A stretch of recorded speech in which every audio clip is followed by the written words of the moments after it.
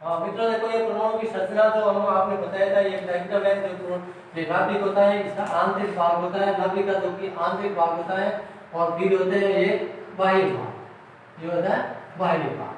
इस बाह्य भाग में हमारे होते हैं इलेक्ट्रॉन पाए जाते हैं बाह्य भाग में हमारे इलेक्ट्रॉन पाए जाते हैं जो कि सबसे हल्के होते हैं। तो परमाणु मुख्य रूप से 3 तरह से मिलकर बनता है। ये परमाणु की संरचना है इनमें 3 प्रकार के कण पाए जाते हैं पहला इलेक्ट्रॉन फिर प्रोटॉन और न्यूट्रॉन।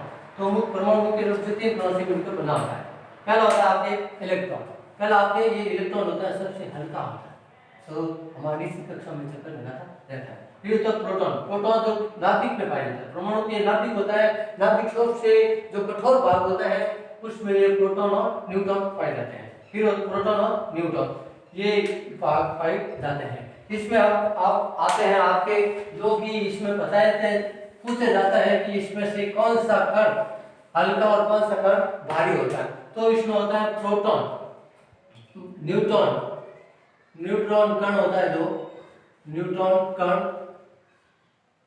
प्रोटॉन से भारी होता है प्रोटॉन से थोड़ा भारी होता है प्रोटॉन से थोड़ा भारी होता है थोड़ा भारी होता है। अगर समान पूछे तो दोनों प्रोटॉन और न्यूट्रॉन एक ही समान होते हैं परंतु इसमें अगर थोड़ा सा अंतर पूछा जाए कि इसमें से दोनों में से कौन सा कण भारी है तो हमारा होता है न्यूट्रॉन कण प्रोटॉन से थोड़ा भारी होता है। इलेक्ट्रॉन जो कि सबसे हल्का होता है इलेक्ट्रॉन जो सबसे हल्का होता है इलेक्ट्रॉन हल्का होता है इलेक्ट्रॉन हल्का कण होता है हल्का कण होता है। फिर होता है जो कि इसके नाभिक के अंदर पूछे थे तो इसका नाभिक का भाग होता है परमाणु के नाभिक परमाणु के भाग परमाणु के भाग परमाणु के भाग दो होते हैं जो हमने बताया था अभी डायग्राम बना के हमने बताया था परमाणु के 2 भाग होते हैं एक नाभिक होता है एक होता है बाह्य भाग परमाणु के भाग पहला होता है नाभिक और दूसरा होता है बाह्य भाग। तो इस नाभिक को आंतरिक भाग भी कहते हैं नाभिक को क्या कहते हैं आंतरिक भाग भी कहते हैं आंतरिक भाग या केंद्रीय भाग भी कहते हैं नाभिक को। और ये है बाह्य भाग में हमारे पाए जाते हैं जो कि इलेक्ट्रॉन पाए जाते हैं बाह्य भाग जो को कक्षाओं का होता है इलेक्ट्रॉन पाए जाते हैं इसके अंदर अपना पाए जाते हैं प्रोटॉन और न्यूट्रॉन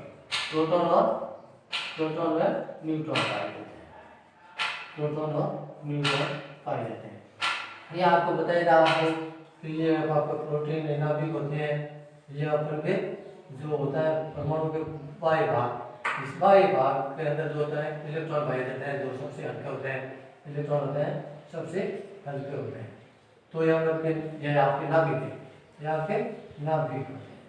तो इस नाभिक के अंदर प्रोटॉन न्यूट्रॉन और ये होता है बाह्य भाग ये होता है बाह्य भाग इस बाह्य भाग में इलेक्ट्रॉन। तो ये आंतरिक भाग नाभिक होता है ये नाभिक इन आंतरिक भाग में प्रोटॉन न्यूट्रॉन पाए जाते हैं। ये बाह्य भाग हो तो ये कक्षा होती है इस कक्षा में इलेक्ट्रॉन निरंतर कक्षाओं में चक्कर लगाता रहता है। फिर होता है नाभिक की बात प्रोटॉन और न्यूट्रॉन में से हमेशा पूछा जाता है सवाल कि प्रोटॉन न्यूट्रॉन में से सबसे भारी कौन सा कण होता है भारी होता है न्यूट्रॉन कण ये आपको ध्यान देने की बात है। और इलेक्ट्रॉन सबसे हल्का होता है इसलिए हल्का होता है इसके बाहर की ओर विस्तृत कक्षाओं में चक्कर लगाता रहता है। फिर ये आपके बताया था कि इसमें जो प्रोटॉन है इलेक्ट्रॉन है जो इलेक्ट्रॉन भाग पाया जाता है। फिर होता है प्रोटॉन तो ये भी एक कण पाए जाते हैं इस कणों के लिए प्रकृति होती है प्रकृति पाई जाती है। तो इलेक्ट्रॉन एक ऋण आवेशित कण होता है इलेक्ट्रॉन एक ऋण आवेशित कण होता है ऋण आवेशित कण होता है ऋण आवेशित कण प्रोटॉन जो कि पॉजिटिव होता है प्रोटॉन जो कि पॉजिटिव होता है यह धन आवेशित होता है आवेशित कण धन आवेशित कण होता है, प्रोटॉन धन आवेशित कण होता है, इलेक्ट्रॉन ऋण आवेशित कण होता है, और न्यूट्रॉन कोई प्रकार का आवेश नहीं होता है, ये उदासीन होता है, इसमें कोई प्रकार का कोई आवेश नहीं होता है, ये उदासीन होता है। ये हमारे यह सवाल पूछे जाते हैं, इंपोर्टेंट होता है, ये इंपोर्टेंट होता है। इनकी प्रकृति कैसी होती है, इनकी प्रकृति के बारे में पूछा जाता है। इलेक्ट्रॉन की प्रकृति कैसी होती है, इलेक्ट्रॉन एक कैसे प्रकार का आवेशित कण होता है, इलेक्ट्रॉन एक ऋण आवेशित कण होता है, इलेक्ट्रॉन एक ऋण आवेशित कण होता है, इलेक्ट्रॉन एक ऋण आवेशित कण होता है, ये सवाल पूछते हैं। इलेक्ट्रॉन की प्रकृति एक ऋण आवेशित कण होता है, प्रोटॉन की यानी धन आवेशित कण होता है, और न्यूट्रॉन कोई प्रकार का आवेश नहीं होता है, न्यूट्रॉन एक उदासीन कण होता है। ये कई बार पूछा जा सकता है इलेक्ट्रॉन और प्रोटॉन और न्यूट्रॉन के अंदर। तो आप लोग को यह ध्यान रखना, ऋण आवेशित कण इलेक्ट्रॉन, प्रोटॉन जो कि धन आवेशित कण, न्यूट्रॉन उदासीन कण होता है। फिर हम पूछते हैं इनके जो कि हमारे परमाणु की जो नाभिक होती है, परमाणु के अंदर जो नाभिक होती है, उस नाभिक के अंदर जो प्रोटॉन, ये नाभिक है, प्रोटॉन और न्यूट्रॉन पाए जाते हैं, प्रोटॉन और न्यूट्रॉन पाए जाते हैं। इस न्यूट्रॉन और प्रोटॉन को सम्मिलित रूप में हम क्या कहते हैं, तो हम कहते हैं नाभिक के अंदर, नाभिक के अंदर, नाभिक के अंदर ये नाभिक है, इस नाभिक के अंदर क्या है, प्रोटॉन और न्यूट्रॉन है, तो प्रोटॉन न्यूट्रॉन, नाभिक के अंदर प्रोटॉन वह न्यूट्रॉन के सम्मिलित रूप को क्या कहते हैं, सम्मिलित रूप को क्या कहते हैं, सम्मिलित रूप को न्यूक्लियन कहते हैं, न्यूक्लियन रूप कहते हैं। ये सवाल पूछा जाता है, न्यूक्लियन कहते हैं। सवाल पूछते हैं, ऑप्शन दिया जाता है कि जो नाभिक के अंदर प्रोटॉन न्यूट्रॉन सम्मिलित रूप में होता है, ये सम्मिलित है प्रोटॉन और न्यूट्रॉन, तो नाभिक के अंदर प्रोटॉन और न्यूट्रॉन के सम्मिलित रूप को न्यूक्लियन कहते हैं। सवाल पूछते हैं न्यूक्लियन, न्यूक्लियन किसे कहते हैं, electron proton, neutron proton, electron proton, electron neutron, तो ये कहते हैं इसको न्यूक्लियन कहते हैं, प्रोटॉन और न्यूट्रॉन के सम्मिलित रूप को, ये सम्मिलित रूप है, इसको हम न्यूक्लियन कहते हैं।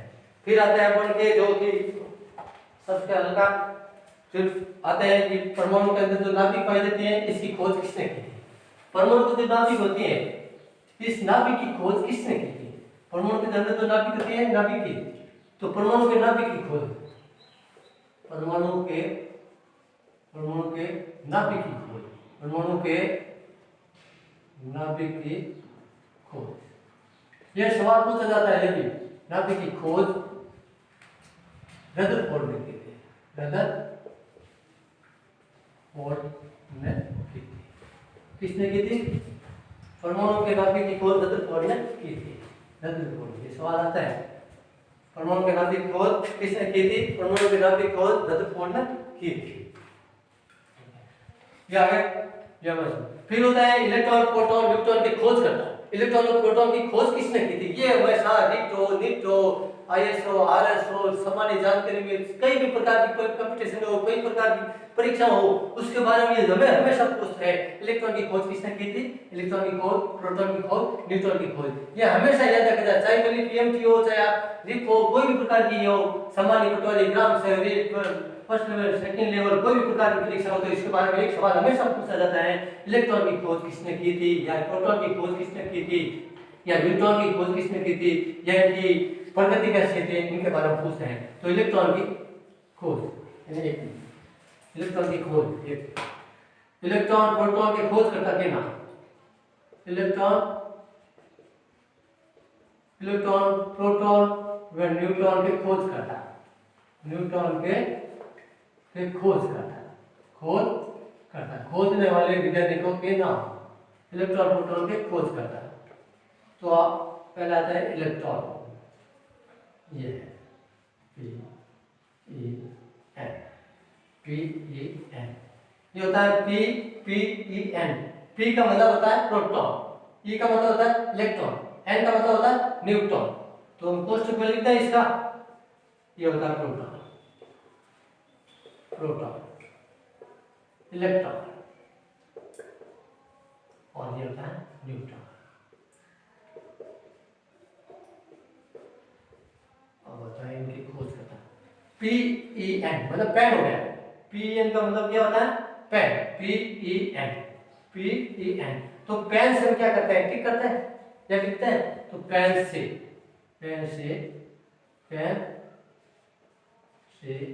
गहरा, पेन से गहरा क्या करेंगे? टिक करो। पेन से गहरा क्या करेंगे? टिक करेंगे। पेन से गहरा क्या करेंगे? टिक करेंगे। पेन से गहरा क्या करेंगे? Proton, electron, neutron. P का मतलब प्रोटॉन, E का मतलब इलेक्ट्रॉन और N का मतलब न्यूट्रॉन। तो पेन से गहरा, गहरा का मतलब होता है गोल्डस्टीन। गहरा का मतलब क्या होता है? गोल्डस्टीन। तो प्रोटॉन की खोज किसने की थी? गोल्डस्टीन ने की थी। गोल्डस्टीन ने की थी। गोल्डस्टीन ने। ये खोज। फिर होता है E का मतलब इलेक्ट्रॉन, टिक करो। T का मतलब जे थॉमसन भी कहते हैं या थॉमसन भी कहते हैं। थॉमसन ने खोज की। फिर एन न्यूटन सी करो, जेम्स चैडविक ने की थी। जेम्स चैडविक ने की थी। चैडविक ने की थी। तो ये खोज करता होते हैं PEN।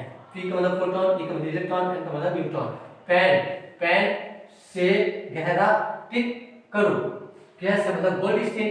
T का मतलब जे थॉमसन भी कह सकते हैं या टॉमसन भी कह सकते हैं। C का मतलब तो चैडविक, जेम्स चैडविक ने की थी। इसकी खोज किसने की थी? जेम्स चैडविक ने की थी। अब अगर सवाल पूछते हैं कभी कभी तो इसमें कहता है इलेक्ट्रॉन शब्द जो कि स्टर्न ने दिया था, जबकि इलेक्ट्रॉन की खोज जैसे थॉमसन ने किया था। तो इलेक्ट्रॉन, ये आगे देखते हैं। इलेक्ट्रॉन शब्द स्टोनी ने दिया। शब्द स्टोनी ने दिया, परंतु खोज इसकी जे थॉमसन ने दिया। परंतु खोज जे थॉमसन ने की थी। खोज किसने की थी? इसकी, परंतु खोज इसकी जे थॉमसन ने की थी। जे थॉमसन ने की थी। इलेक्ट्रॉन शब्द पूछते हैं और गहरे पे पूछते हैं तब उधर, जबकि आपको नॉर्मल सी चीज पूछते हैं। इलेक्ट्रॉन की खोज जैसे थॉमसन या टॉमसन भी कहते हैं, थॉमसन की अगर ये थॉमसन की जगह टॉमसन भी दिया जाए तो ये गलत नहीं होगा। टॉमसन भी है सही और थॉमसन भी सही होता है। इसलिए इलेक्ट्रॉन की शब्द स्टोनी ने दिया, खोज इसकी जैसे थॉमसन ने की थी। इलेक्ट्रॉन, प्रोटॉन, न्यूट्रॉन की खोज करता के बारे में बताते हैं। ये आपको याद रखना है कि प्रोटॉन की खोज गोल्डस्टीन ने की थी, इलेक्ट्रॉन की खोज जैसे थॉमसन ने की थी, न्यूट्रॉन की जेम्स चैडविक ने की थी। चलो धन्यवाद।